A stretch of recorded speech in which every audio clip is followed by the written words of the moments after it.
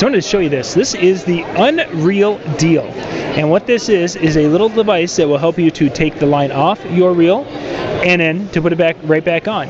You'll be able to go and you hook up this little piece to the line on your reel, and then you can just zip that right on off and empty the spool on your reel quickly and easily. Then you can use the little scissors and trim the line right there, and you've got the ability to keep that from getting into that landfill and causing a problem. It's going to be little fragments that'll be able to just go and be disposed of.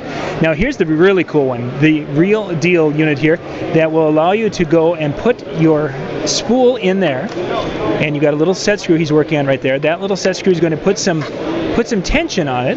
You put the spool of line in there, put the pin through,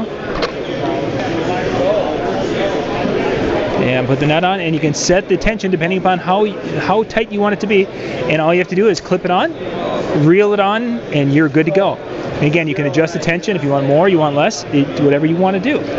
You can find out more information about these. You can go to birdsinnovations.com and check them out there, and these will be available a little bit later in the year on Amazon.